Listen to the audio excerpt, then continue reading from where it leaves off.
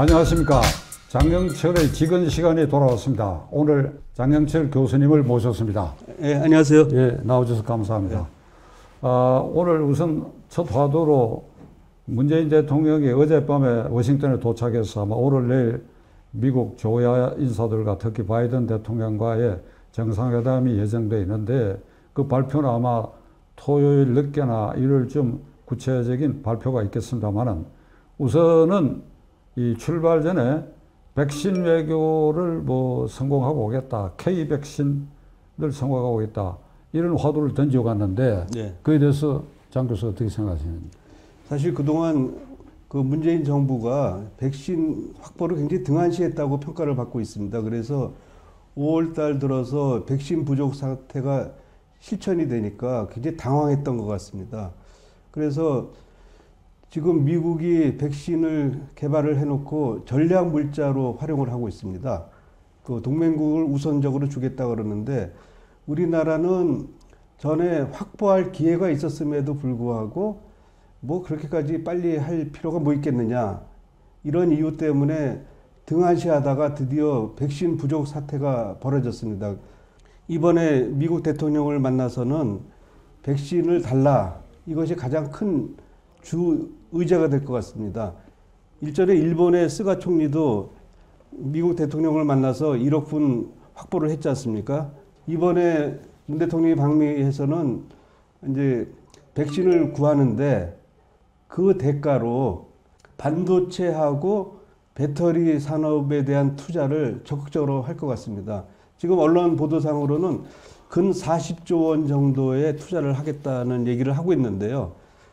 참 엄청난 공장이 미국에 지어지면서 우리나라는 젊은 청년들이 일자리를 못 구하고 있는데 그 미국에는 대규모 공장을 투자하는 이런 상황이 돼갖고 참 안타깝습니다. 이제 K 백신으로 넘어가는 단계가 되면은 백신 부족 사태를 일거에 만회하고 이제 K 백신으로 그 우리나라가 이제 집단 면역을 달성할 수 있다, 이렇게 얘기를 하고 있는데 좀 더 귀추를 지켜봐야 될 것 같습니다. 그래서 최근에 그 문재인 정부가 정지 작업을 하기 위해서 성주의 사드 기지 자재 반입을 적극적으로 하는 것을 보니까 굉장히 적극적인 모습을 보이는 것 같습니다. 그런데 참 재밌는 일이 벌어지고 있는데요.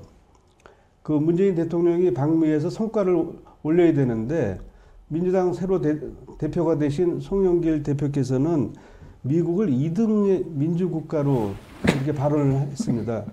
어떻게 보면 미국을 굉장히 자극하는 발언이 되리라고 보고 있고요. 또 그 다음에 문정인 굉장히 대통령 측근이지 않습니까? 이분이 미국에서 북한 인권을 거론하니까 그거를 거론하면 안 된다, 이렇게 얘기를 하고 있습니다. 그런데 아시다시피 민주당은 인권을 중시하는 국가이기 때문에 북한 인권에 대해서 지난번에 전단지 살포에 대한 처벌 운운하니까 상당히 그 안 좋은 얘기를 했었는데 이런 부분들이 문재인 대통령이 백신 확보를 하는데 상당히 걸림돌이 되지 않을까, 이런 걱정이 됩니다. 접종률이 있어서 우리가 OECD 가맹국의 거의 꼴찌 수준이고 전 세계적으로 100등 가까이 되는 접종률, 지금 어제 통계로 약 7% 국민의 이런 정도 접종률을 갖고 있는데 이게 그동안에 국민을 많이 현혹시켰죠. 네. 그 매일 접종하는 것처럼 되는데 이게 우리가 하루에 접종 능력이 이 100만 명 이상인데 뭐 몇만 명씩 이렇게 늘어가지고 이렇게 찔끔찔끔 이어가고 있는데 가령 미국에서 이번에 어떤 성과가 오면 이걸로 그동안에 백신 정책의 실패에 대해서 모든 걸 덮어버리려고 할 거 아니냐. 이렇게 이 약삭 빠르고 속임 수수는 정권이. 문재인 정부가 그동안 굉장히 반미 성향을 보여와서 중국에 경사되는 정책을 펴왔다고 평가를 하고 있습니다. 그래서 미국의 이번에 민주당 정권에서는 일종의 그 7종 7금의 전략을 쓰지 않나, 이런 생각을 좀 하게 됐습니다. 그 제갈 공명이 그 반란군 장군, 맹획이란 장군을 잡았다 풀어줬다 하면서 문재인 정부가 너무 북한 편향적이고 중국 편향적인 그 상태를 조정하려고 하는 것이 아닌가, 이런 생각을 좀 하고 있습니다. 미국으로서는 지금 중국 압박이 최대의 과제인데 주요 동맹국 중에 하나인 한국이 중국에 경사되는 일들을 보기는 상당히 어려울 것 같기 때문에 이번에 백신을 가지고 그 한국 정부를 많이 통제를 하고 관리해 나갈 것으로 이렇게 생각이 듭니다. 결국 우리가 실익을 놓치고 이제 중국뿐만 아니라 미국에도 끌려다니는 이런 현상이 되지 않나 해서 이 정책이라는 것이 미리미리 예견을 하면서 해나갔어야 되는데 그때 닥치는 대로 막 하다 보니까 이런 국가적인 그 미래 전략이 없이 국정이 수행됐다 이렇게 평가를 할 수 있겠습니다. 문정인 전 대통령 외교안보 특보가 이 문재인 대통령 방미를 앞두고 한미 정상회담 등에서 이 북한의 인권 문제를 거론하는 것은 오히려 북한의 핵 문제를 해결하는데 걸림돌이 될 수 있다.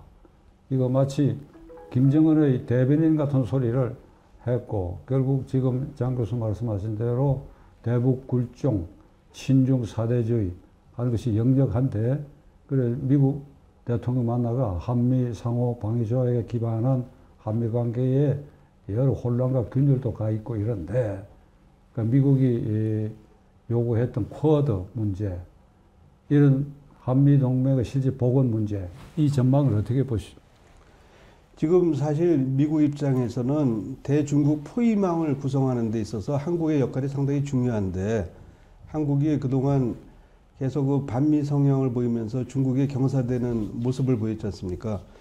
그러다 보니까 참 답답하죠.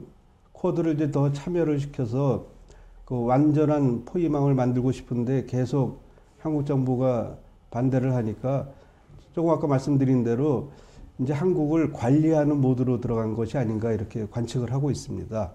문재인 대통령이 미국을 가니까 우리 이제 쿼드 참여 국가를 뭐 그렇게 크게 확대할 필요는 없겠다. 뭐 옵저버 정도로 뭐 이런 등등의 발언들이 나오는 걸 보면은 상당히 미국이 전략적으로 한국을 다스리고 있다 이런 느낌을 받게 됩니다. 근데 우리나라 미래 국가 전략으로서 그 미국하고 중국에서 어느 편에 서야 되는 거냐 이런 논란이 많이 있는 것 같습니다. 중국이 굉장히 많이 성장이 돼서 G2 국가까지 됐지 않습니까? 그렇지만은 아직까지 기술이나 파워 면에서 미국을 능가하기는 굉장히 어려운 상황입니다. 오죽했으면 등소평이 중국의 경제발전 전략을 추진하면서 도광양회라는 단어를 썼지 않습니까? 향후 100년까지는 너무 이렇게 밖으로 내세우지 말아라. 그런데 시진핑이가 생각보다 빨리 그 모습을 드러내면서 전 세계가 중국을 더 이상 신뢰할 수가 없다. 더구나 중국 이번에 그 전 세계로 퍼진 팬데믹의 코로나 바이러스 발원지가 중국인데 중국에서 충분한 정보를 안 주었기 때문에 전 세계로 퍼졌다는 그런 느낌이 굉장히 많이 있고 또 중국이 1대1로를 한다 그러면서 알고 봤더니 사실은 1대1로에서 그 상대방 국가를 식민지화하는 그런 전략을 썼기 때문에 지금 중국에 대한 인상은 매우 안 좋은 상태입니다.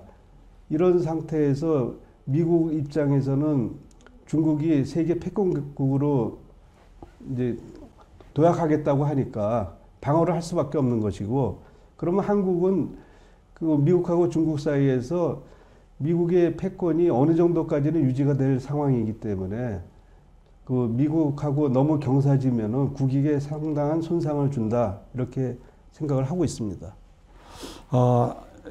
이번에는 그 화제를 조금 바꿔갖고 문재인 정권의 그 부동산 정책에 대해서 장 교수 의견을 듣기로 하겠는데 이번 주에 들어와서 국민의 그 공분을 사고 특히 젊은 층의 분노를 사게 된 그 부동산 사건이 관평원? 관세 예. 평가원인가 예. 하는 저도 듣도 보도 못한 처음 듣는 건데 관세청 산하의 국가기관인데 이게 지금 서울 세종시가 아닌 인천에 네. 가에 그 사무소가 있는데 그 세종시에 입주하는 걸로 해서 180억 가까이 들여 청사를 지었는데 거기에는 입주를 안 하고 거기에 입주한 것으로 쳐서 그 소속 직원들이 이 세종시 행복 무슨 관리청 그 주택 관리하는 그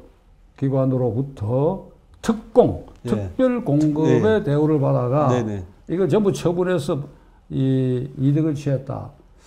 그러니까 이 과정이 이게 조선조 말에 그 정수동이라는 사람의 해학 중에 가장 무서운 게 호랑이 탄 양반 도둑이라고 호랑이 탄 칼 든 양반 도둑이라고 했는데 이거야말로 이게 아주 얼굴에 철판 깔고 이렇게 할 수 있습니까 이게? 예? 근데 이게 뭐 처벌 근거도 없다고 그러고 뭐 총리실에서는 그것을 국무조정실에서 조사를 하도록 했다. 이게 생선가게를 고약하게 맡기는 꼴 아닙니까? 이런 부동산 정책 전반에 대해서 국민의 분노가 올라가고 있는데 장 교수 생각 어떠신지요? 그 현 정부 들어서 참 어이없는 일들이 계속 벌어지고 있습니다. 지난번에 이번 사건 말고도 지난번에 LH 사건을 보니까 그 신도시를 개발한다고 해놓고는 알고 봤더니 공공기관에서 더구나 또 정치권이 민주당까지 그 상당한 인사가 이제 개입됐다고 그러던데 그런 신도시 투기를 하고 있고 또 이번에 사건도 보면은 현 정부 들어서 전반적으로 공직기강이 무너진 것이 아닌가 이런 생각이 들기도 합니다.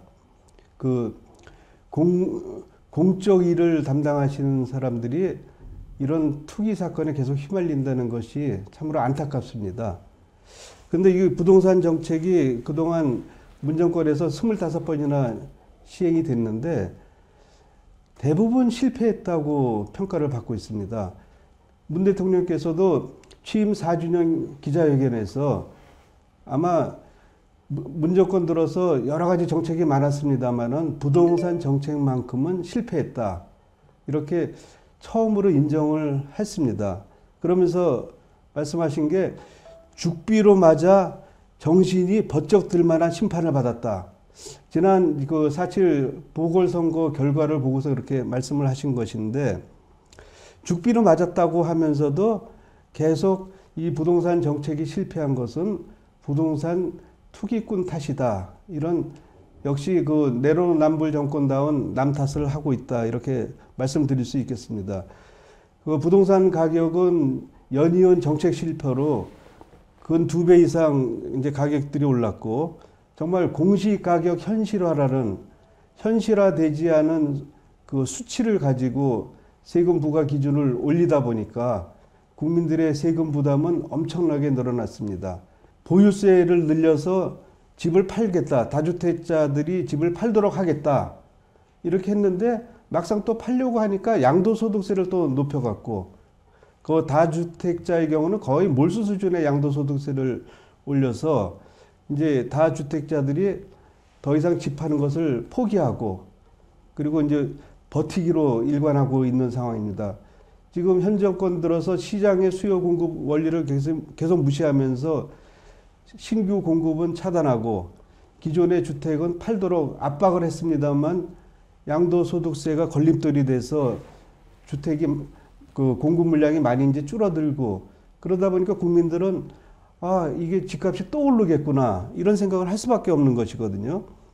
정말 대통령께서는 그 죽비로 맞아서 정신이 번쩍 들었다고 하시는데 죽비라는 것이 원래 그 스님들이 수행하시다가 잠깐 졸 때 경고 차원에서 툭 치는 그런 건데 국민들은 쇠망치로 맞은 느낌입니다. 졸지도 않았는데 이렇게 국민들을 상대로 징벌적으로 집값을 올리고 세금을 올리고 하는 것은 정말 정책의 실패가 너무 심하다 이런 평가를 받을 수가 없습니다. 물론 이제 집값이 올랐으니까 세금 더 내라 이렇게 얘기할 수도 있지만은 그 오른 집값은 수치상의 집값에 불과한 거거든요. 아직 실현되지 않은 소득에 세금을 과하게 물린다는 것은 그 국민을 압박하는 것이고 인류 역사를 볼 때 세금을 크게 올려서 정권이 제대로 지탱한 나라는 사실 거의 없거든요.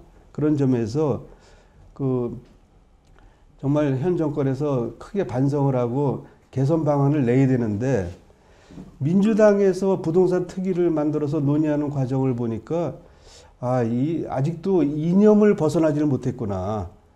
그 세금을 좀 완화해 주라 하는 얘기에 대해서 그 일부 의원들께서는 부자 감세가 되는 거 아니냐 이런 이념 섞인 얘기를 하고 있습니다.